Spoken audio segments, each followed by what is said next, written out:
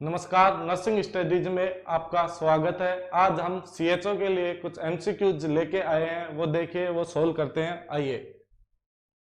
The vaccine term was first given by. सबसे पहले vaccine term किसने दी थी? तो देखिए, एडवर्ड जेनर ने, लुईस पास्टर ने, अलेक्जेंडर फ्लेमिंग ने और रॉबर्ट कोच ने। इनमें से सबसे पहले वैक्सीन टर्म किसने दी थी? ये बड़ा कंफ्यूजन वाला क्वेश्चन है। हम सोचते हैं एडवर्ड जेनर ने ही वैक्सीन टर्म दी थी, लेकिन ऐसा नहीं है। एडवर्ड जेनर ने सबसे पहले वैक्सीन डिस्कवर किया था, न कि वैक्सीन टर्म दी थी। वैक्सीन टर्म सबसे पहले लुईस पास्टर ने दी थी। लुईस पास्टर ने वैक्सीन टर्म सबसे पहले दी थी। एडवर्ड जेनर ने वैक्सीन टर्म न देके वैक्सीनेशन,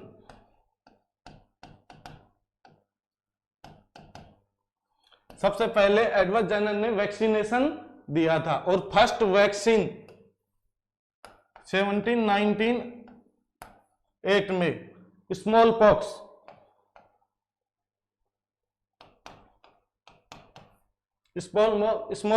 डिस्कवर किया था। स्मॉल पॉक्स के बारे में देखते हैं। स्मॉल पॉक्स ही एक ऐसी डिजीज है जो सबसे पहले वर्ल्ड में इराडिकेट हुई है। ओनली वन डिजीज है जो इराडिकेट हुई है, स्मॉल पॉक्स। 8 मई 1980 को यह डिजीज पूरे वर्ल्ड से इराडिकेट हो चुकी है, जबकि इसका लास्ट केस इंडिया में देखने को 1975 में बिहार में मिला था और वर्ल्ड में 1978 में मिला था लास्ट केस। और 8 मई 1980 को यह प्रॉपर रूप से वर्ल्ड से इराडिकेटेड हो चुकी है।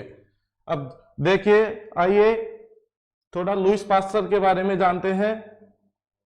तो लुईस पास्चर का बहुत अहम योगदान रहा है अपने साइंस में। लुईस पास्चर ने सबसे पहले जर्म थ्योरी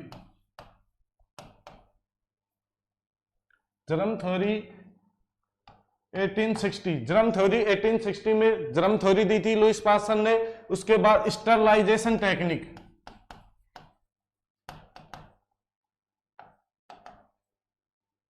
लुईस पास्चर ने दिया था। इसके बाद rabies, very very very important,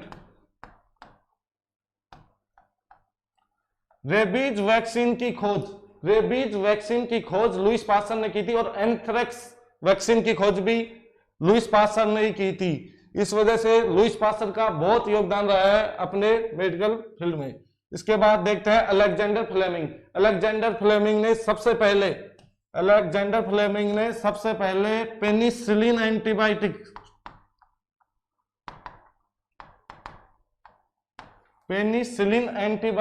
सबसे पहले फर्स्ट एंटीबायोटिक अलेक्जेंडर फ्लेमिंग ने दी थी। रॉबर्ट कोच को देखे तो रॉबर्ट कोच को फादर ऑफ बैक्टीरियोलॉजी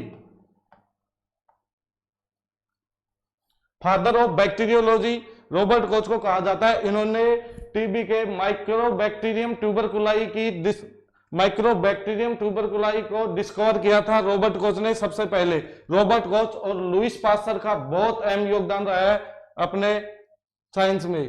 तो अब देखते हैं, आइए दोबारा से रिवीजन करते हैं। The vaccine term Lewis pasture ने दी थी। वैक्सीनेशन टर्म एडवर्ड जेनर ने दी थी। और लुईस पास्चर ने जर्म थ्योरी दी थी 1860 में, जिसमें बताया था कि पर्टिकुलर डिजीज के लिए पर्टिकुलर माइक्रो ऑर्गेनिज्म रेस्पॉन्सिबल होता है। पर ये जर्म थ्योरी है जो कम्युनिकेबल डिजीज के लिए ही लागू हो पाई थी, नॉन कम्युनिकेबल डिजीज के लिए लागू नहीं हो पाई थी। और लुईस पास्चर को फादर ऑफ माइक्रोबायोलॉजी भी बोलते हैं। Very very very important, Lewis pasture को फादर ऑफ माइक्रोबायोलॉजी भी कहते हैं।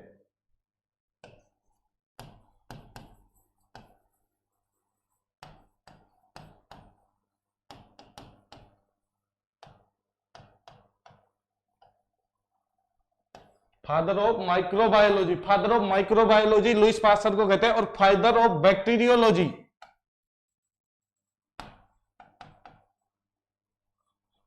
बैक्टीरियोलॉजी रॉबर्ट कोच को कहते हैं। तो इसका राइट आंसर होगा क्या? लुईस पास्चर ने वैक्सीन टर्म दी थी। ओके। वैक्सीनेशन किसने दिया था? एडवर्ड जेनर ने। अब आइए चलते हैं अगले क्वेश्चन की तरफ।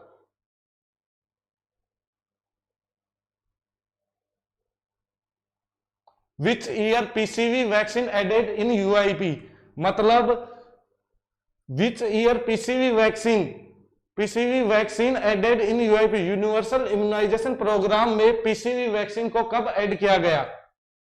1979 में, 1985 में, 2017 में, 2007 में। तो कब ऐड किया गया था पीसीवी को?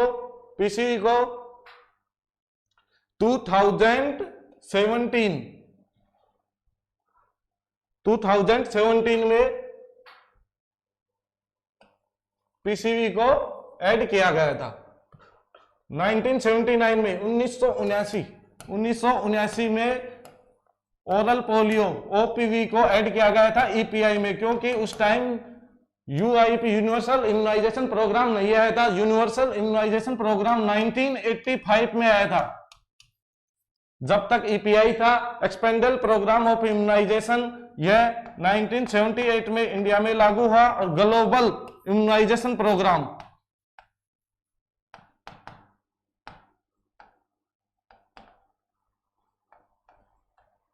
ग्लोबल इम्यूनाइजेशन प्रोग्राम 1974 में आया। ग्लोबल इम्यूनाइजेशन प्रोग्राम 1974 में आया। इंडिया में ईपीआई लागू 1978 में हुआ, जबकि यूनिवर्सल इम्यूनाइजेशन प्रोग्राम 1985 में आया था। तो देखते हैं, पीसीवी ऐड हुई थी 2017 में। 2007 में क्या ऐड हुआ था? Hepatitis B. यूआईपी में, यूनिवर्सल इम्यूनाइजेशन प्रोग्राम में हेपेटाइटिस बी को ऐड किया गया था 2007 में। 1979 में ओपीवी ऐड हुई थी किसमें? ईपीआई में। और वेरी वेरी इंपॉर्टेंट, बहुत बार क्वेश्चन पूछा जाता है, 1985 में मीजल्स को ऐड किया गया था किसमें? यूनिवर्सल इम्यूनाइजेशन प्रोग्राम में। आइए दोबारा देखते हैं एक बार। देखिए 1979 में क्या ऐड किया गया? ओपीवी। किसमें? ईपीआई में।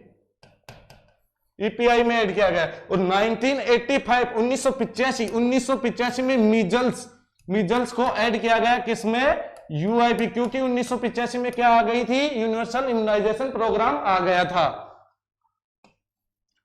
2017 में पीसीवी न्यूमोकोकल कॉन्जुगेटेड वैक्सीन 2017 में ऐड किया गया किसमें? यूनिवर्सल इम्यूनाइजेशन प्रोग्राम में। और 2007 में हेपेटाइटिस बी को ऐड किया गया था किसमें? यूआईपी में, यूनिवर्सल इम्यूनाइजेशन प्रोग्राम में।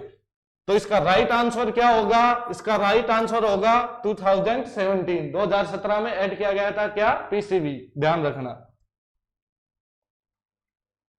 आगे चलते हैं, अगले क्वेश्चन की तरफ चलते हैं। एग्जाम्पल ऑफ किल्ड वैक्सीन, इनमें से किल्ड वैक्सीन कौन सा एग्जाम्पल है? बीसीजी किल्ड वैक्सीन है, या येलो फीवर किल्ड वैक्सीन है, या आईपीवी किल्ड वैक्सीन है, या ओपीवी किल्ड वैक्सीन है। तो अपने एक ट्रिक के रूप में देखते हैं किल्ड और लाइव वैक्सीन कौन कौन से हैं। तो आइए, boy love the crime, boy love the crime, यह है लाइव वैक्सीन की ट्रिक। कौन सी है? लाइव वैक्सीन की trick. B means BCG, O means OPV, Y means yellow fever, love the means live typhoid, C means chickenpox, R means rota vaccine, I means influenza, very very important, M means measles, E means endemic types,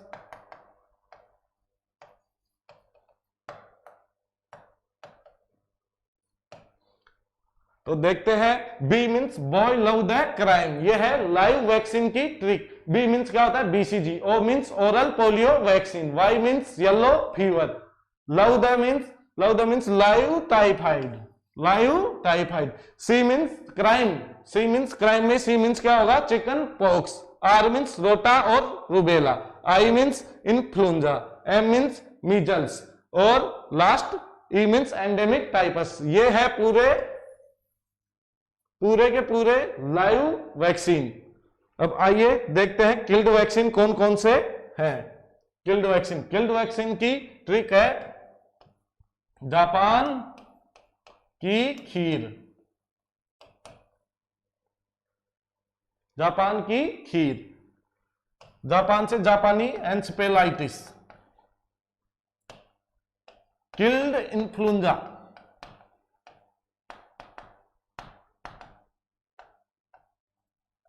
killed influenza.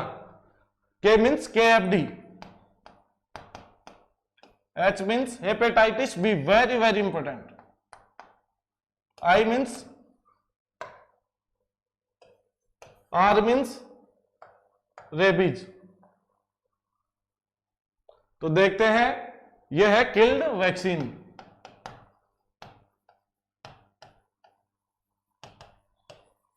कौन कौन सी है killed vaccine, जापानी encephalitis, killed influenza, KFD, hepatitis B और कौन सी है, rabies vaccine. ये सारी कौन सी है, किल्ड वैक्सीन।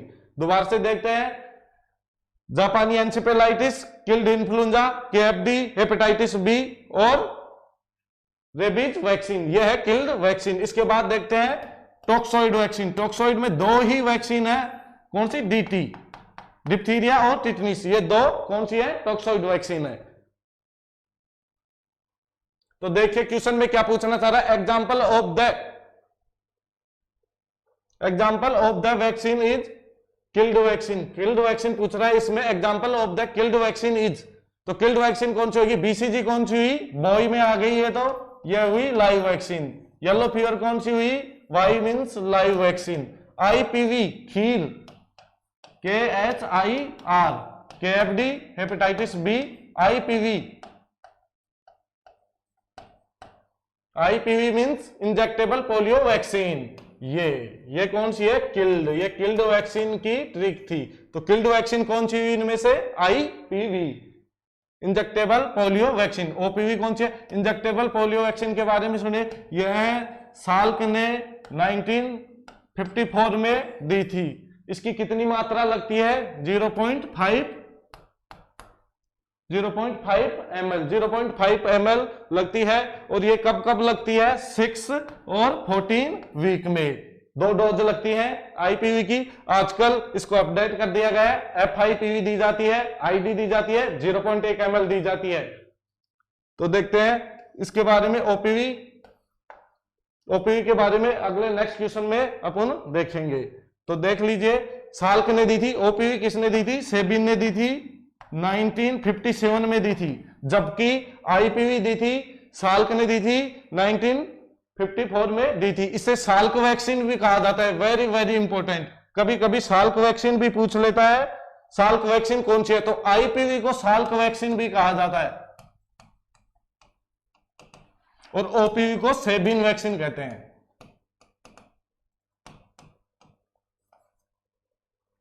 तो इसका राइट आंसर क्या होगा, IPV, करेक्ट। चलिए आगे चलते हैं, नेक्स्ट क्वेश्चन की तरफ चलते हैं।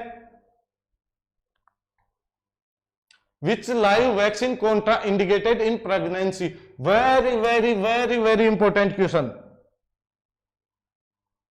बहुत बार पूछा जाता है, बहुत अच्छा क्वेश्चन है। Which live vaccine contraindicated in pregnancy, except, एक को छोड़ के सारे, मतलब एक को छोड़कर कौन कौन से वैक्सीन है जो कॉन्ट्रा इंडिकेटेड है प्रेगनेंसी में। तो आइए देखते हैं कौन कौन से कॉन्ट्रा इंडिकेटेड है। OPV, येलो फीवर या फिर BCG, इनमें से कौन सा वैक्सीन है जो प्रेगनेंसी, कौन कौन से वैक्सीन है जो प्रेगनेंसी में कॉन्ट्रा इंडिकेटेड है, एक्सेप्ट, एक को छोड़कर। एक्सेप्ट का क्वेश्चन बहुत कंफ्यूज करता है, एक्सेप्ट का क्वेश्चन बहुत कंफ्यूज करता है। एक को छोड़कर इनमें से कौन कौन से वैक्सीन है जो कॉन्ट्रा इंडिकेटेड है, ओनली एक को छोड़कर। तो इसमें क्या होगा, येलो फीवर। येलो फीवर को छोड़ के सभी वैक्सीन कॉन्ट्रा इंडिकेटेड है किसमें, प्रेगनेंसी में। और इसी में भी very very very very important question इसमें भी पूछा जाए, मोस्ट कॉमन वैक्सीन कौन सा है जो प्रेगनेंसी में कॉन्ट्रा इंडिकेटेड है, ये ऑप्शन में दे दे सारे के सारे। और मोस्ट कॉमन कॉन्ट्रा इंडिकेशन पूछा जाए तो मीजल्स, वेरी वेरी इंपॉर्टेंट, बहुत बार पूछा जाता है। मीजल्स है जो कि कॉन्ट्रा इंडिकेटेड है, मोस्ट कॉमन कॉन्ट्रा इंडिकेटेड, वैसे तो सारे ही हैं लेकिन मोस्ट कॉमन कॉन्ट्रा इंडिकेटेड है जो कौन सा है, measles. Measles most common Contra indicated है, और एक्सेप्ट एक येलो फीवर को छोड़ के वैसे तो सारे कॉन्ट्रा इंडिकेटेड है, पर मोस्ट कॉमन का क्वेश्चन आ जाए तो मोस्ट कॉमन में कौन होगा, मीजल्स। देखिए except yellow fever, yellow fever contraindication है लैक्टेशन पीरियड में। लैक्टेशन पीरियड में ओनली लाइव वैक्सीन का येलो फीवर है जो कि कॉन्ट्रा इंडिकेटेड है। आइए चलते हैं नेक्स्ट क्वेश्चन की तरफ। इसका राइट आंसर क्या होगा, येलो फीवर। येलो फीवर क्या है, येलो फीवर को छोड़ के सभी कॉन्ट्रा इंडिकेटेड है प्रेगनेंसी में।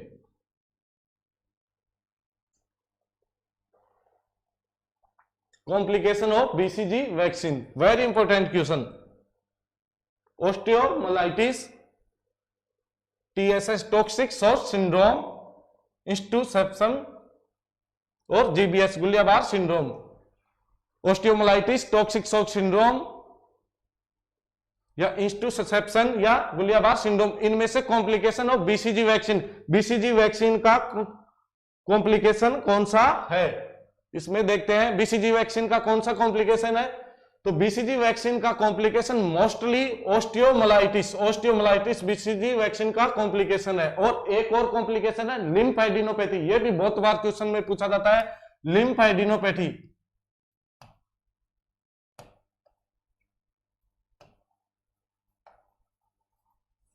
लिम्फ एडिनोपैथी, ओस्टियोमाइलाइटिस और लिम्फ एडिनोपैथी, ये दोनों ही बीसीजी वैक्सीन के कॉम्प्लिकेशन है। टीएसएस टॉक्सिक शॉक सिंड्रोम, ये किसका है, टॉक्सिक शॉक, वो मोस्ट वेरी मोस्ट क्वेश्चन ये भी बहुत बार पूछा जाता है। टॉक्सिक शॉक सिंड्रोम मीजल्स का कॉम्प्लिकेशन है।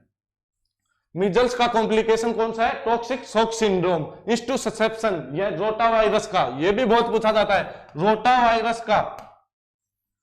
वायरस का इंस्टूसेप्शन कॉम्प्लिकेशन है। इंस्टूसेप्शन रोटा वायरस का, यह भी बहुत बार पूछा जाता है। Guillain Barre syndrome, very very very important, यह भी बहुत बार पूछा गया है। यह किसका है, killed influenza.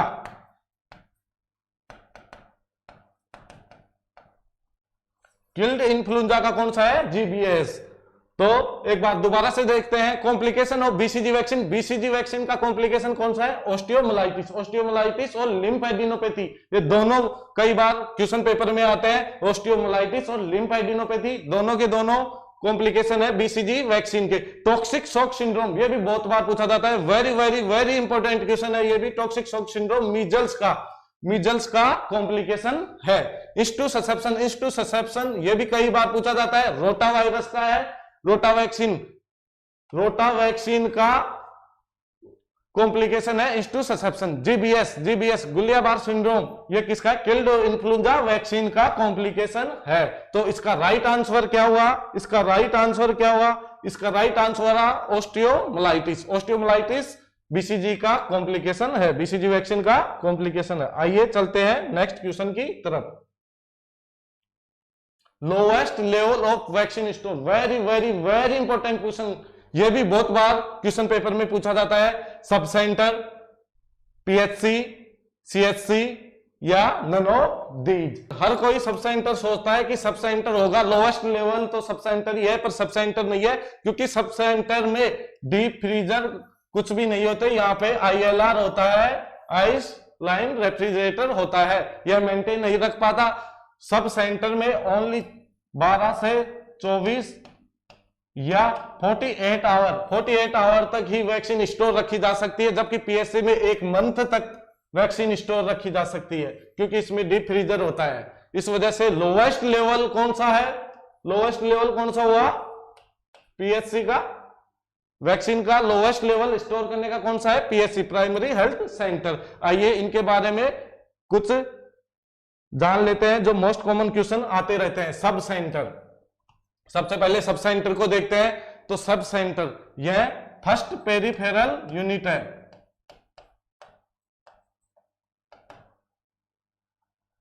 First peripheral unit है। फर्स्ट कॉन्टैक्ट किसका है? कम्युनिटी का और हेल्थ का। फर्स्ट कॉन्टैक्ट किसका है? कम्युनिटी का और हेल्थ का फर्स्ट कॉन्टैक्ट है। और क्या है, यह कितने की पॉपुलेशन में होता है? तो यह पॉपुलेशन हिली एरिया में तो 3000 की पॉपुलेशन और नॉर्मल एरिया में 5000 की पॉपुलेशन पे होता है। सब सेंटर 3000 हिली एरिया में। और स्टाफ, इसके पहले टाइप देख लेते हैं। 2 टाइप का होता है सब सेंटर, टाइप ए और टाइप बी। टाइप ए में कोई डिलीवरी नहीं की जाती और टाइप बी में डिलीवरी होती है, उसे टाइप बी दिया गया है। किसका? सब सेंटर का टाइप दिया गया है। अब देखते हैं, फर्स्ट पेरिफेरल यूनिट है और कम्युनिटी और हेल्थ का कॉन्टेक्ट है बिटवीन में, और 3000 की पॉपुलेशन हिली एरिया में 3000 की पॉपुलेशन में सिचुएटेड होता है और 5000 की पॉपुलेशन में किसमें होता है? नॉर्मल एरिया में सिचुएटेड होता है। 2 टाइप के होते हैं। टाइप ए में जहां पे डिलीवरी नहीं होती है वहां पे टाइप ए को दिया गया है, और टाइप बी किसको दिया गया है? जिसमें डिलीवरी होती है। अब इसका स्टाफ देख लेते हैं। इसमें स्टाफ 3 और 4 का होता है। इसमें कितने का स्टाफ होगा? जहां पे डिलीवरी नहीं होगी वहां पे 3 का स्टाफ होगा, और जहां पे डिलीवरी होगी वहां पे 4 का स्टाफ होगा। Very very very most question, ये कई बार पूछा जाता है, स्टाफ पैटर्न पूछा जाता है। और इसकी हेड कौन होता है? इसका हेड होता है, इसका हेड एएनएम होती है। यह भी बहुत बार क्वेश्चन पूछा जाता है। इसकी हेड कौन होगी? एएनएम होगी। इसके अलावा कोई क्वेश्चन नहीं पूछे जाते। देखते हैं सब सेंटर के बारे में, दोबारा से रिवीजन करते हैं। यह फर्स्ट पेरिफेरल यूनिट है। इसकी पॉपुलेशन 3000 हिली एरिया में होगा और 5000 नॉर्मल एरिया में होगा। यह 2 टाइप का होता है, टाइप ए और टाइप बी। टाइप ए में क्या होता है? जहां पे कोई भी डिलीवरी नहीं की जाती वो टाइप ए कहलाता है, और जहां पे डिलीवरी की जाती है वो किसको दिया गया है? टाइप बी को दिया गया है। इसकी स्टाफ पैटर्न देखें तो टाइप ए जहां पे डिलीवरी नहीं होती वहां पे 3 का स्टाफ रहता है, और जहां पे डिलीवरी होती है वहां पे 4 का स्टाफ रहता है। इसकी हेड कौन होती है? इसकी हेड होती है एएनएम। आइए, सब सेंटर के बारे में सब कुछ देख लिया है। अब पढ़ते हैं अपन पीएचसी के बारे में, प्राइमरी हेल्थ सेंटर के बारे में। प्राइमरी हेल्थ सेंटर, यह फर्स्ट कॉन्टैक्ट किसके बीच में होता है? फर्स्ट कॉन्टैक्ट होता है मेडिकल ऑफिसर एमओ और कम्युनिटी के बीच में।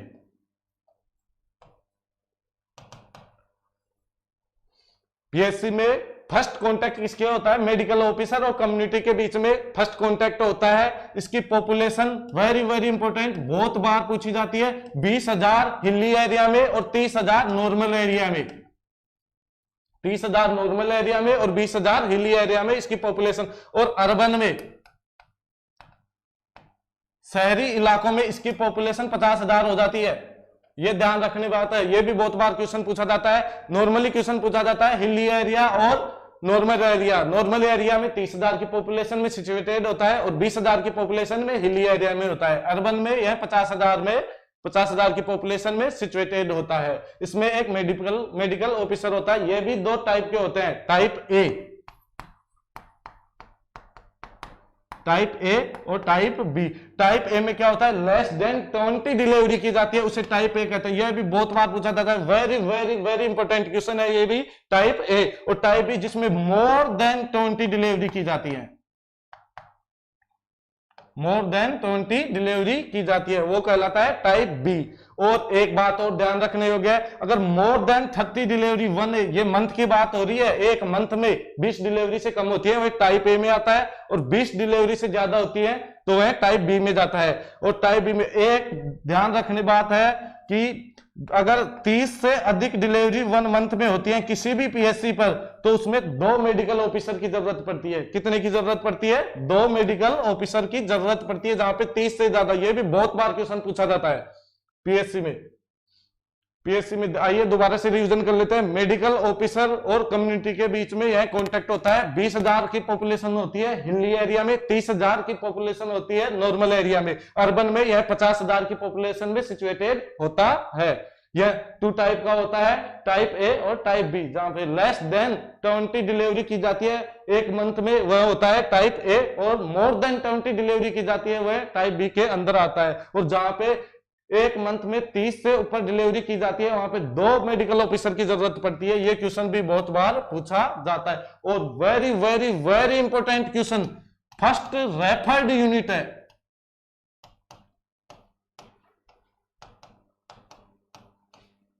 फर्स्ट रेफर्ड यूनिट है पीएससी। डबल स्टार कर लीजिए इसको, तो ये बहुत बार पूछा जाता है। First referred unit, first referral not referral, referred unit है। फर्स्ट रेफर्ड यूनिट कौन सी है? पीएचसी, जबकि रेफरल नहीं है, फर्स्ट रेफर्ड। ये रेफर करती है, रेफर लेती नहीं है, रेफरल यूनिट नहीं है, रेफर करती है। तो देख लिया है पीएससी के बारे में भी। अब आइए सीएससी के बारे में जान लेते हैं। CSC community health centre, community, यह है इसका कॉन्टैक्ट होता है, कॉन्टैक्ट मेडिकल टीम और कम्युनिटी के बीच में। सीएससी में मेडिकल टीम आ जाती है और मेडिकल टीम और कम्युनिटी के बीच में इनका कांटेक्ट होता है। इसकी पॉपुलेशन, आइए पॉपुलेशन जान लेते हैं। इसकी पॉपुलेशन होती है 80,000 से लेकर 1,20,000, 80,000 से लेके 1,20,000। 80,000 होगी हिली एरिया में, वेरी इंपॉर्टेंट क्वेश्चन है। 80,000 होगी हिली एरिया में, न कि नॉर्मल एरिया में। 1,20,000 होगी कहां पे? नॉर्मल एरिया में। नॉर्मल एरिया में 1,20,000 होगी। और very very very important question है कि ये अर्बन एरिया में कितनी पॉपुलेशन में होता है? अर्बन एरिया में यह 2.5 लाख की पॉपुलेशन में होता है। 2,50,000 की पॉपुलेशन में कहां पे होता है? अर्बन एरिया में होता है। 2,50,000 की पॉपुलेशन में अर्बन एरिया में होता है। और वेरी वेरी वेरी इंपॉर्टेंट, इससे भी वेरी इंपॉर्टेंट क्वेश्चन क्या है? ये मेट्रो सिटी में कितनी पॉपुलेशन में, मेट्रो सिटी में कितनी पॉपुलेशन में होता है? मेट्रो सिटी किसे कहते हैं? जहां पे 10 लाख से अधिक की पॉपुलेशन, जिस सिटी में 10 लाख से अधिक की पॉपुलेशन होती है उसे मेट्रो सिटी कहते हैं। तो मेट्रो सिटी में कितनी पॉपुलेशन में होता है? 2.5 लाख तो अर्बन में हो गया। शहरी इलाके में कितने में हो गया? 2.5 लाख में।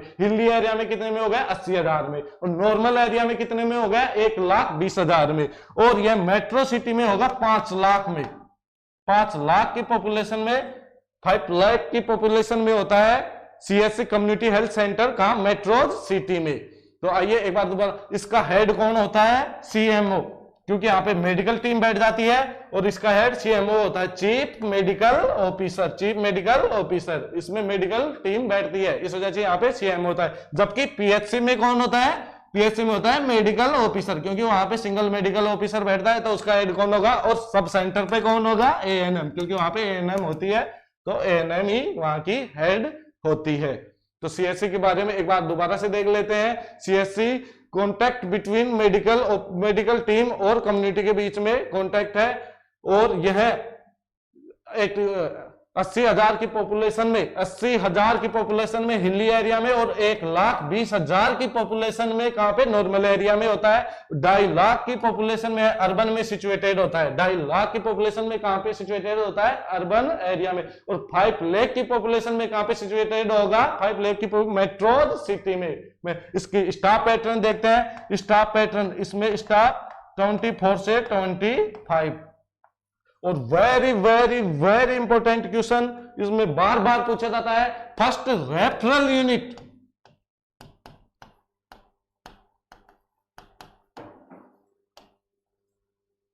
फर्स्ट रेफरल यूनिट कौन है? फर्स्ट रेफरल यूनिट है CHC community health centre.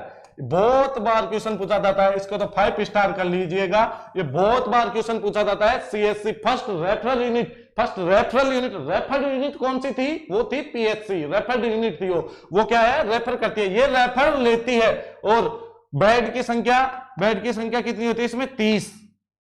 Covering area के बारे में बातें करें तो यह 4 पीएचसी और 24 सब सेंटर को कवर करती है, 1 पीएचसी। जबकि पीएचसी 6 सब सेंटर को कवर करती है।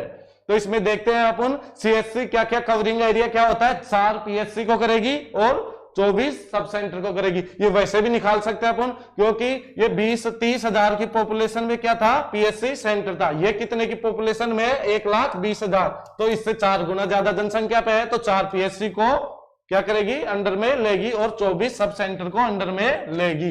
वेरी वेरी इंपॉर्टेंट, इसमें ये बहुत बार क्वेश्चन पूछा जाता है। फर्स्ट रेफरल यूनिट कौन सी है इसकी, तो फर्स्ट रेफरल यूनिट सीएससी है, और फर्स्ट रेफर्ड यूनिट कौन सी है, वो है पीएससी। और second referred unit, very very important, ये सेकंड रेफर्ड यूनिट है, सेकंड बार रेफर देती है और फर्स्ट बार रेफरल लेती है, इस वजह से इसे सेकंड रेफर्ड यूनिट और फर्स्ट रेफरल यूनिट कहा गया है। तो इसका राइट आंसर क्या होगा, हमने देख लिया, lowest level of vaccine store. Lowest level पे वैक्सीन स्टोर कहां की जाएगी, पीएससी पे, न कि सब सेंटर पे। एक क्वेश्चन और बनता है सब सेंटर पे, कोल्ड चेन करते हैं। कोल्ड चेन का मतलब क्या होता है, वैक्सीन का ट्रांसपोर्टेशन टेम्परेचर मेंटेन रख के और एडमिनिस्टर तक, साइट पर एडमिनिस्टर किया जाता है जहां पर। तो इसमें एक क्वेश्चन आता है कि सबसे ज्यादा टेम्परेचर फेलियर कहां पे होता है, कौन सी जगह पे होता है, उसमें ऑप्शन आता है ट्रांसपोर्टिंग। लोग हर जगह, सब दोस्तों, सब हर कोई कहां पे जाता है, ट्रांसपोर्टिंग में जाता है। सब समझते हैं ट्रांसपोर्टिंग के टाइम टेम्परेचर फेलियर हो जाता है, पर लेकिन ऐसा नहीं है। यहाँ पे ये सब सेंटर पर टेम्परेचर फेलियर होता है, क्योंकि सब सेंटर पर डीप फ्रीजर नहीं होता, आईएलआर होता है। इस वजह से सबसे ज्यादा टेम्परेचर फेलियर कहां पे होता है, कोल्ड चेन फेलियर कहां होती है, सब सेंटर पर। चलिए देखते हैं next question. Which vaccine eradicated in world, ऐसी कौन सी वैक्सीन है जो वर्ल्ड में इराडिकेटेड हो चुकी है, गुनिया वॉर्म, लेप्रोसी, स्मॉल पॉक्स और नन ऑफ दीज। इनमें से कौन सी वैक्सीन है जो इराडिकेटेड हो चुकी है वर्ल्ड से। पहले तो मैं आपको यह बता दूं, ओनली एक ही वैक्सीन है जो इराडिकेट हुई है वर्ल्ड से, वो है स्मॉल पॉक्स। स्मॉल पॉक्स यह इराडिकेटेड हुई थी 8 मई 1980 को। 8 मई 1980 को यह इराडिकेट हो चुकी है ऑल ओवर वर्ल्ड से। और इसका लास्ट केस इंडिया में पाया गया था, बिहार में 1975 में, वर्ल्ड में पाया गया था 1978 में। तो यह ध्यान रखने योग्य बातें हैं। स्मॉल पॉक्स इराडिकेट हुई 8 मई 1980 को, जबकि ओनली एक ही वैक्सीन है जो इराडिकेट हुई है, और ये सारी वैक्सीन इराडिकेट नहीं हुई, ओनली एलिमिनेट हुई है। एलिमिनेट हुई है। गुनिया वॉर्म एलिमिनेट हुई है कब, गुनिया वॉर्म हुई है फरवरी 2000 में, फरवरी 2000 में। लेप्रोसी कब हुई है, दिसंबर 2005 में, दिसंबर 2005 में लेप्रोसी एलिमिनेट हुई है। पोलियो के बारे में बोलते हैं कि पोलियो इराडिकेट हो चुका, पोलियो इराडिकेट नहीं हुआ है। पोलियो का सेकंड टाइप P2 इराडिकेट हुआ है 25 सितंबर 25 सितंबर 2000 25 सितंबर 25 सितंबर 25 सितंबर 2015 में पोलियो का P2 सेकंड टाइप इराडिकेट हुआ है, जबकि पोलियो पूरा इराडिकेट नहीं हुआ है। तो देखते हैं इसका राइट आंसर क्या होगा। इसका राइट आंसर होगा क्या, स्मॉल पॉक्स है जो क्या हुई है, इराडिकेट हुई है, और ये सारी एलिमिनेट हुई है। तो चलते हैं अगले क्वेश्चन की तरफ, देखते हैं अगला क्वेश्चन।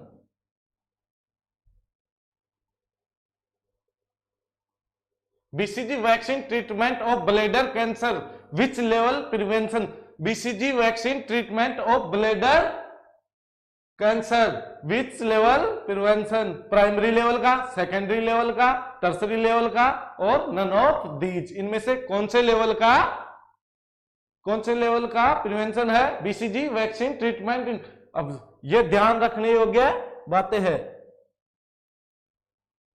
ये ध्यान रखने योग्य बातें हैं। इसमें क्या ध्यान रखना है, इसमें ध्यान रखना है क्या कि बीसीजी वैक्सीन इम्यूनाइजेशन तो प्राइमरी प्रिवेंशन होता है, जबकि इसमें पूछ रहा है बीसीजी वैक्सीन ट्रीटमेंट काम में लिया जा रहा है किसमें, ब्लैडर कैंसर में, ब्लैडर कैंसर में। तो इसको बीसीजी वैक्सीन देख के प्राइमरी ना कर दे, इस क्वेश्चन को पूरा देखे।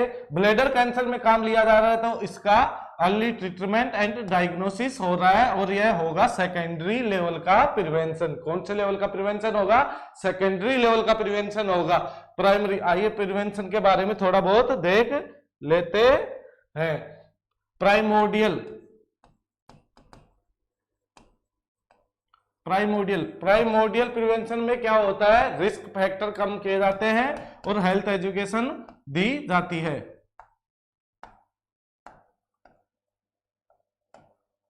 हेल्थ एजुकेशन दी जाती है और रिस्क फैक्टर कम किए जाते हैं। इसमें जैसे कि एग्जांपल होगा smoker become non smoker.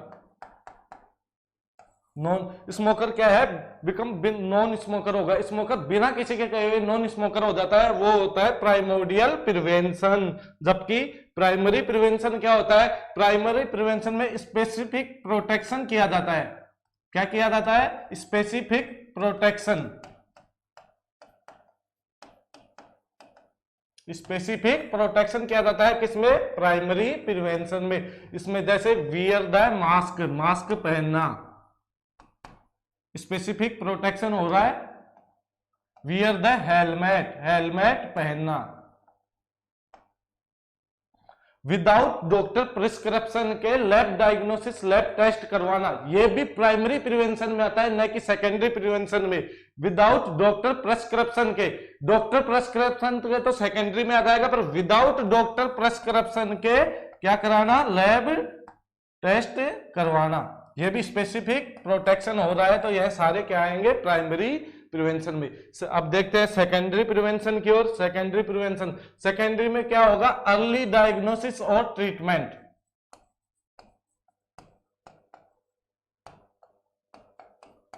Early diagnosis और ट्रीटमेंट सेकेंडरी में होगा, अर्ली डायग्नोसिस और ट्रीटमेंट। इसमें अर्ली डायग्नोसिस और ट्रीटमेंट हो रहा है क्योंकि बीसीजी वैक्सीन यूज में लिया जा रहा है ब्लैडर कैंसर के, न कि इम्यूनाइजेशन। इम्यूनाइजेशन आता तो क्या होता, प्राइमरी स्पेसिफिक प्रोटेक्शन हो रहा होता वहां पे, पर यहाँ पे क्या हो रहा है, यहाँ पे अर्ली डायग्नोसिस एंड ट्रीटमेंट हो रहा है। Very very very important question, एक क्वेश्चन आता है आइसोलेशन, आइसोलेशन और क्यूरेंटाइन। आइसोलेशन और क्यूरेंटाइन किस टाइप के प्रिवेंशन है, तो इसमें बहुत गलतियां होती है। आइसोलेशन है सेकेंडरी टाइप का प्रिवेंशन, जबकि क्यूरेंटाइन है प्राइमरी लेवल का प्रिवेंशन।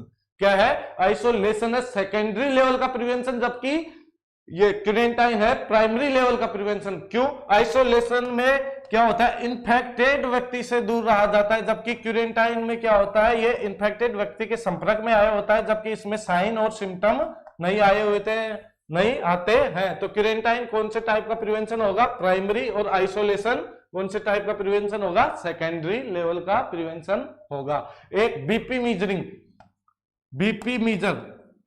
बीपी मीजर करना कौन से लेवल का प्रिवेंशन है, लोग बहुत इसे प्राइमरी लेवल में करते हैं, पर प्राइमरी लेवल में नहीं है, क्योंकि बीपी मीजर करना क्या होता है, अर्ली डायग्नोसिस एंड ट्रीटमेंट के लिए करते हैं बीपी मीजर, और यह सेकेंडरी लेवल का प्रिवेंशन होता है। टर्सरी में कुछ नहीं होता, टर्सरी में रिहेबिलिटेशन प्रोसेस होती है, रिहेबिलिटेशन किया जाता है और कुछ नहीं होता। तो इसका राइट आंसर क्या होगा, इसका राइट आंसर होगा सेकेंडरी लेवल। सेकेंडरी लेवल में क्या होता है, सेकेंडरी लेवल में अर्ली ट्रीटमेंट एंड डायग्नोसिस होता है, और इसमें अर्ली ट्रीटमेंट एंड डायग्नोसिस हो रहा है। आइए चलते हैं नेक्स्ट क्वेश्चन की तरफ। 11 जुलाई सेलिब्रेटेड ऑन, 11 जुलाई सेलिब्रेट की जाती है किस रूप में, वर्ल्ड पॉपुलेशन डे के रूप में, वर्ल्ड हेल्थ डे के रूप में, या फिर एंटी टोबैको डे के रूप में, या फिर वर्ल्ड अस्थमा डे के रूप में। तो 11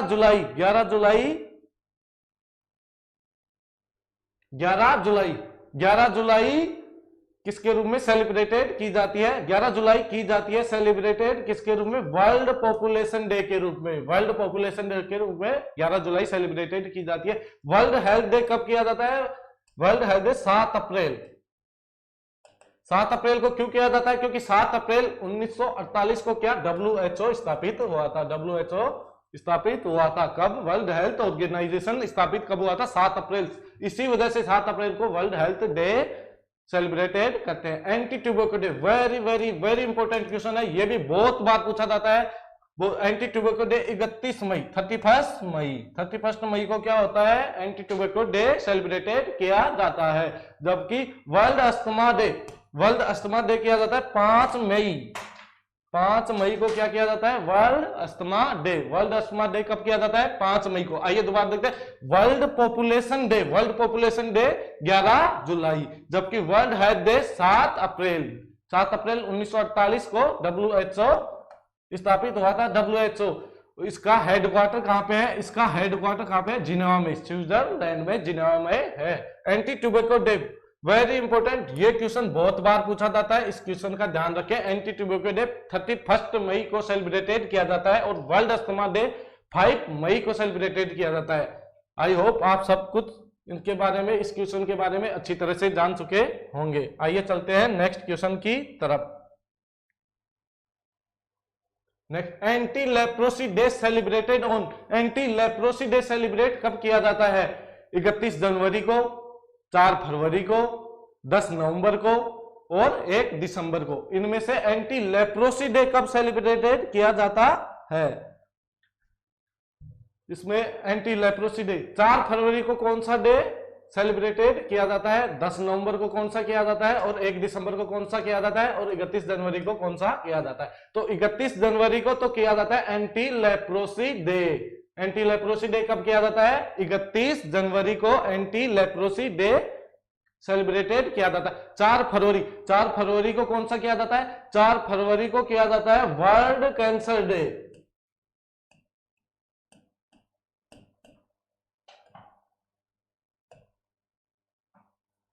वर्ल्ड कैंसर डे कब सेलिब्रेटेड किया जाता है? 4 फरवरी। 10 नवंबर, वेरी वेरी इंपॉर्टेंट क्वेश्चन है। 10 नवंबर को वर्ल्ड इम्यूनाइजेशन डे।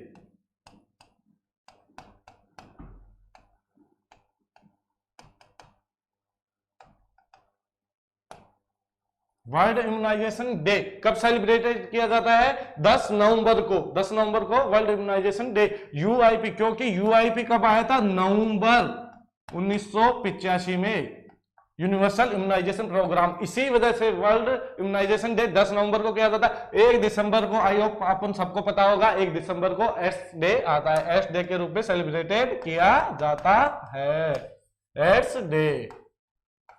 तो आई होप ये सब डे आप जान चुके होंगे। 31 जनवरी वर्ल्ड, 31 जनवरी को एंटी लेप्रोसी डे, 4 फरवरी को वर्ल्ड कैंसर डे, 10 नवंबर को वर्ल्ड इम्यूनाइजेशन डे और 1 दिसंबर को कौन सा? World AIDS day youth celebrated किया जाता है। आइए चलते हैं अगले क्वेश्चन की तरफ। CSSM लॉन्च कब की गई? 1992 में, 1955 में, 1983 में और 1976 में। तो CSSM क्या है? पहले तो इसके बारे में जान लेते हैं। CSSM क्या है? यह है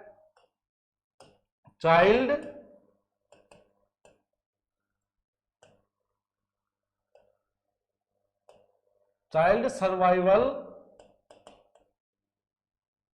सेफ मदरहुड। क्या है? CSSM child survival safe motherhood programme. ये कब चलाया गया था? 1992 में। 1992 में CSSM चलाया गया था। यह फिर इसमें अपडेट हुआ। यह 15 अक्टूबर 1997 में, 15 अक्टूबर RCH first, reproductive child health first कब आया? 15 अक्टूबर 1997 में। यह अपडेट होके इसके बाद में सेकंड फेज कब आई इसकी? RCH सेकंड कब आया? RCH सेकंड आया, very very important, RCH second आया। RCH सेकंड कब आया? RCH सेकंड आया 1 अप्रैल 2005 को। 1 अप्रैल 2005 को RCH सेकंड आया। इसके बाद में अब यह अपडेट होके फरवरी 2013 में क्या हो गया?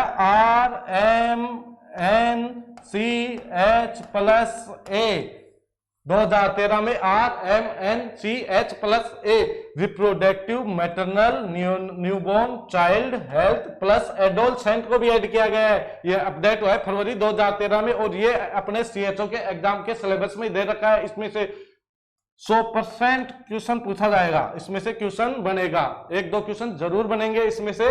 तो देखते हैं CSSM आया 1992 में, फिर इसकी फर्स्ट यह अपडेट हुआ RCH फर्स्ट में 1997 में RCH फर्स्ट में हुआ, फिर इसके बाद RCH सेकंड में 1 अप्रैल 2005 को RCH सेकंड में, फिर अपडेट होके इसको RMNCH+A फरवरी 2013 में अपडेट किया गया। इसके बाद 1955 में क्या है, लेप्रोसी कंट्रोल प्रोग्राम। आइए एक बार हम नेशनल हेल्थ प्रोग्राम के बारे में ट्रिक के रूप में जान लेते हैं, एक निमोनिक के रूप में जान लेते हैं। तो देखते हैं, लव करो 55 में, खाना खाओ 61 में,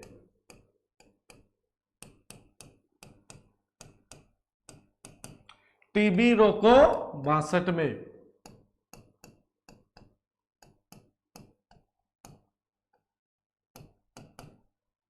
CI बन जाओ 75 में,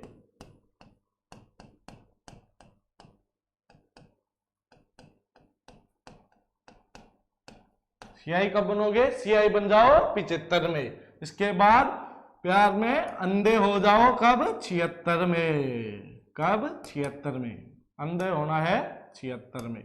इसके बाद डीन बन बैठा, डीन बन बैठा, डीन बन बैठा 87 में, 87 में। इसके बाद डीन बनने के बाद क्या हो गए, नाराज, नाराज हो गए कब, 5 में। वेरी वेरी इंपॉर्टेंट, नाराज हो गए 5 में। तो लव करो 55 में leprosy control programme, very very important.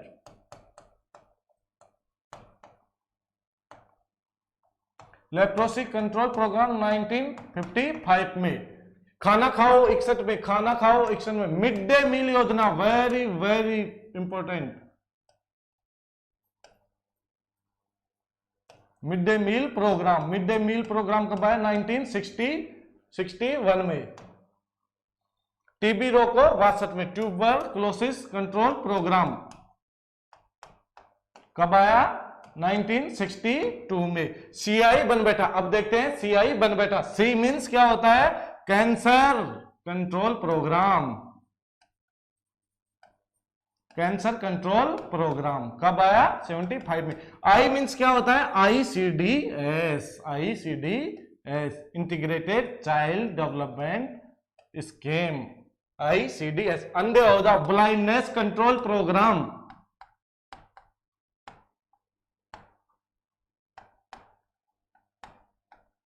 कब आया, 76 में, ब्लाइंडनेस कंट्रोल प्रोग्राम। अब डीन बन बैठा 87 में। D means diabetes mellitus control programme. N means NACP, national AIDS control programme. N means national mental health act. ये सब कब आए, 1987 में। वेरी वेरी इंपॉर्टेंट, बहुत बार पूछा जाता है, CHO लाइक क्वेश्चन है, सारे के सारे CHO लाइक क्वेश्चन है। नाराज हो गया, अब देखते हैं नाराज कब होता है। नाराज हो गए 5 में, NRHM, very important question, NRHM। A means Asha, very very important question. R means RCH second, अभी बताया। इसके बाद JSY जननी सुरक्षा योजना, ये सारी की सारी कब आई, 2005 में, 2005 में। अब एक बार दोबारा से देखते हैं, लव करो 55 में, लेप्रोसी कंट्रोल प्रोग्राम, खाना खाओ 61 में, mid day meal programme, TB रोको 62 में। टीबी रोकनी है कब, 62 में, टीबी रोकनी है 62 में। 1962 टीबी कंट्रोल प्रोग्राम। CI बन जाओ 75 में, CI कब बनना है, 75 में। C means cancer control programme, I means ICDS, ICDS means integrated child development scheme, integrated child development scheme, इसकी आईसीडीएस की heart, very very important question, ICDS की हर्ट किसे कहा जाता है? आईसीडीएस की हर्ट होती है anganwadi worker, anganwadi worker, anganwadi worker क्या होती है? आईसीडीएस की हर्ट होती है, क्योंकि आईसीडीएस के थ्रू ही आंगनवाड़ी वर्कर को लिया जाता है। तो अब देखते हैं सीआई भी बन गए। इसके बाद अंधे हो गए, अंधे हो गए कब? 76 में। ब्लाइंडनेस कंट्रोल प्रोग्राम कब आया? 1976 में। इसके बाद डीन बन बैठा 87 में, diabetes mellitus control programme, diabetes mellitus control programme, national AIDS control programme और नेशनल मेंटल हेल्थ एक्ट, ये आए 1987 में। इसके बाद नाराज हो गए 5 में, नाराज हुए 5 में क्या? एनआरएचएम 12 अप्रैल, वेरी वेरी इंपॉर्टेंट, 12 अप्रैल 2005 को। आशा 12 अप्रैल 2005 को। आशा की टर्निंग कितने दिन की होती है? 23 डे की टर्निंग होती है। इसकी क्वालिफिकेशन क्या है? 10th पास, 10th पास। आशा क्या चाहिए? 10th पास चाहिए और वहां की लोकल होनी चाहिए। सबसे पहले प्रायोरिटी दी जाती है विडोर होती है ना, विधवा होती है जिनको। इसके बाद आरसीएच सेकंड, आरसीएच सेकंड कब आया? 1 अप्रैल 2005 को, आरसीएच सेकंड। इसके बाद जेएसवाई जननी सुरक्षा योजना भी कब आई? 2005 में। तो आई होप ये सब जान चुके होंगे आप। इसके बाद देखते हैं आगे से, मलेरिया रोको 53 में,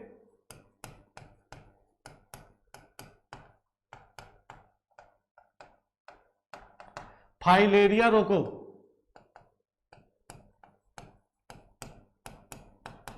55 में, मलेरिया रोको 53 में, फाइलेरिया रोको 55 में, और मलेरिया हटाओ, हटा दो, मलेरिया हटाओ कब? 58 में। और दोबारा से एंटी मलेरिया कर दो 1909 में। तो देखते हैं मलेरिया कंट्रोल प्रोग्राम कब आया? 53 में। मलेरिया कंट्रोल प्रोग्राम 53 में। Filaria control programme very important 55 में, 95 में, 1955 में। 1955 में, 1953 में आया मलेरिया रोको प्रोग्राम, मलेरिया कंट्रोल प्रोग्राम। इसके बाद में देखते हैं फाइलेरिया कंट्रोल प्रोग्राम आया 1955 में। इसके बाद देखते हैं मलेरिया इराडिकेशन प्रोग्राम 1958 में।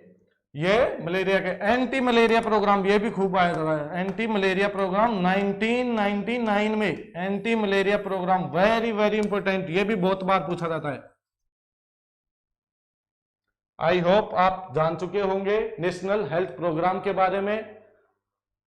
अब आगे चलते हैं, अगले क्वेश्चन की तरफ चलते हैं।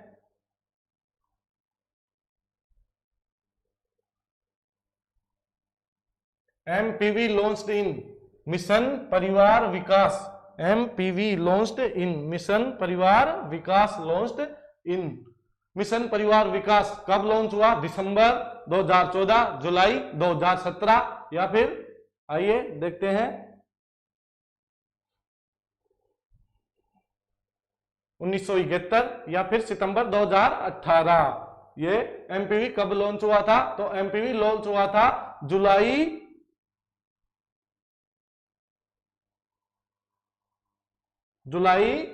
एमपीवी लॉन्च हुआ था कब? जुलाई 2017 में एमपीवी लॉन्च हुआ था, मिशन परिवार विकास। इसका मेन ऑब्जेक्ट क्या था? फैमिली प्लानिंग, और कुछ नहीं। फैमिली प्लानिंग पे इसने कार्य किया था एमपीवी में। या जुलाई 2017 में, जुलाई भी कौन सी? 11 जुलाई, वेरी वेरी इंपॉर्टेंट, 11 जुलाई 2017 को क्या हुआ था? एमपीवी मिशन परिवार विकास। दिसंबर 2014 में क्या हुआ? 25 दिसंबर 2014 को क्या हुआ था? Mission Indradhanush programme, very very important. Mission Indradhanush programme कब आया था? 25 दिसंबर 2014 को मिशन इंद्रधनुष प्रोग्राम। इसमें क्या किया गया था? 7 किलर डिजीज इम्यूनाइजेशन प्रोग्राम चलाया गया था 2020 तक। 100% इम्यूनाइजेशन देने का कैचअप प्रोग्राम, इसमें कैचअप कैंपेन भी चलाया गया था। यह सबसे पहले वेरी वेरी इंपॉर्टेंट, सबसे पहले कहां पे चलाया गया था? हरियाणा में, हरियाणा में चलाया गया था सबसे पहले। किसके द्वारा? जेपी नड्डा के द्वारा। जेपी नड्डा के द्वारा कहां पे चला गया था? हरियाणा में चलाया गया। 1971 में क्या आया था? Urban malaria programme, urban malaria scheme आई थी। Urban malaria scheme, urban malaria scheme आई थी सितंबर 2018। सितंबर 2018 में क्या आया था? आयुष्मान भारत, जिसके थ्रू CHO की वैकेंसी हो रही है, आयुष्मान भारत। आयुष्मान भारत कब आया था? सितंबर 2018 में। दोबारा से देखते हैं, 25 दिसंबर 2014 को मिशन इंद्रधनुष आया था। जुलाई 2017, 11 जुलाई 2017 को क्या आया था? MP मिशन परिवार विकास। देखा, मेन मोटिव, मेन ऑब्जेक्ट क्या था? फैमिली प्लानिंग पे कार्य किया था इसने। 1971 में क्या आया था? अर्बन मलेरिया स्कीम आई थी। और सितंबर 2018 में क्या आया था? आयुष्मान भारत विकास। आगे चलते हैं, अगले क्वेश्चन की तरफ चलते हैं, देखते हैं अगला क्वेश्चन।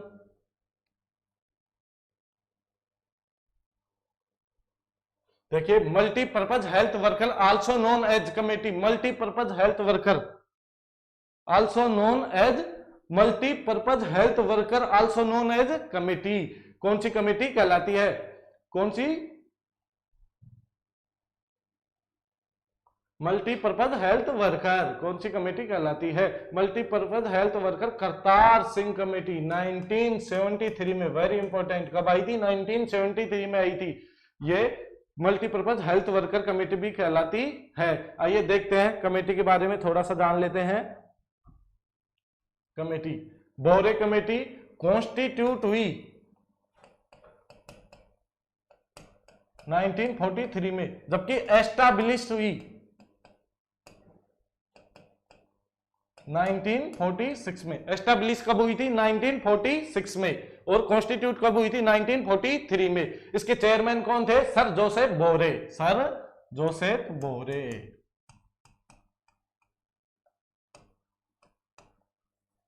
सर जोसेफ बोरे थे।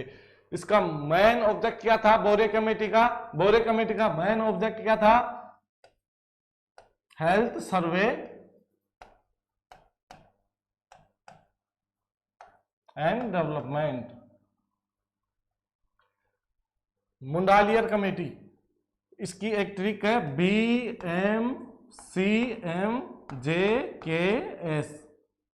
ब्रज मोहन CM का JKS का। B means Bhore, M means Mudaliar, C means Chadha, M means Mukherjee, J means Jungalwalla, K means Kartar Singh, S means Srivastava committee. तो आइए देख लिया, बोरे कमेटी के बारे में जान लिया। सर जोसेफ बोरे क्या थे? इसके चेयरमैन थे। यह कॉन्स्टिट्यूट हुई थी 1943 में और एस्टैब्लिश हुई थी 1946 में। इसका मेन ऑब्जेक्ट क्या था? Health survey and development. Health survey and development एक ट्रिक के रूप में माने, एक ट्रिक के रूप में देखे तो ट्रिक के रूप में बोरे आदमी होते हैं धनवान, पैसों वाले आदमी होते हैं। तो पैसे वाले आदमी क्या कराएंगे? सर्वे और डेवलपमेंट का ही काम करेंगे। और क्या करेंगे? सर्वे और डेवलपमेंट का काम। मुंडालियर कमेटी, मुंडालियर कमेटी कब आई? 1962 में। 1962 में मुंडालियर कमेटी आई। इसने क्या करा? बोरे से एक प्लानिंग चुराई और डिक्टो सेम कॉम, हाँ वेरी वेरी इंपॉर्टेंट, एक बोरे कमेटी का इसने सर्वप्रथम comprehensive comprehensive health care use की थी। किसने? बोरे कमेटी ने। मुंडालियर कमेटी आई 1962 में। 1962 में इसने बोरे कमेटी, डिक्टो बोरे कमेटी रही। ओनली इसने प्लानिंग चुरा ली, हेल्थ सर्वे किया प्लस प्लानिंग। इसने क्या कर लिया? प्लानिंग और चुरा ली। 1962 में आई। AL मुंडालियर, डॉक्टर AL मुंडालियर इसके चेयरमैन थे। 1962 में आई। देखते हैं आप चड्डा कमेटी। चड्डा कमेटी 1963 में आई। चड्डा, यह भी एक ट्रिक है चड्डा से। CM, चड्डा को क्या बना देना है? CM। इसने मलेरिया पे काम करा था। इसने किस पे काम किया था? मलेरिया पे। अब देखते हैं मुखर्जी कमेटी।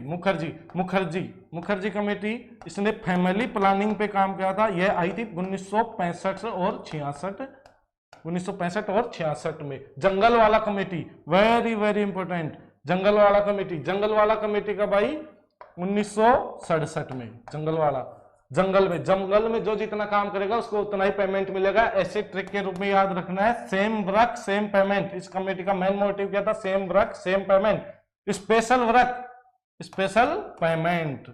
इसके बाद देखिए Kartar Singh, very very important, Kartar Singh multipurpose health worker also known as, यह 1973 में आई थी। इसे क्या बोलते हैं? मल्टीपर्पज हेल्थ वर्कर कमेटी बोलते हैं। श्रीवास्तव कमेटी 1975 में आई थी, इसने हेल्थ एजुकेशन पे जोर दिया था और कुछ नहीं है। तो आइए एक बार दोबारा से जान लेते हैं। बोरे कमेटी 1943 में आई थी, कॉन्स्टिट्यूट 1943 में हुई थी, एस्टैब्लिश 1946 में हुई थी, हेल्थ सर्वे एंड डेवलपमेंट इसका कार्य था।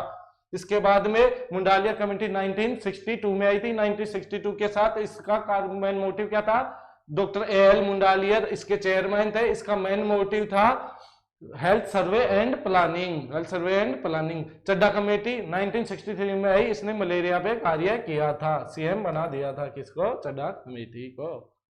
इसके बाद मुखर्जी कमेटी ने किस पे? फैमिली प्लानिंग पे कार्य किया था, सबसे ज्यादा फैमिली प्लानिंग पे। यह कब आई थी? 1965 और 1966 में। जंगलवाला कमेटी कब आई? 1967 में आई। इसका मेन मोटिव क्या था? Same work same payment, special work special payment. Srivastava committee कब आई? 1975 में आई। इसने मेडिकल कॉलेज और हेल्थ एजुकेशन पे ध्यान दिया और कुछ नहीं है कमेटी के बारे में। इसका राइट आंसर क्या होगा? करतार सिंह कमेटी।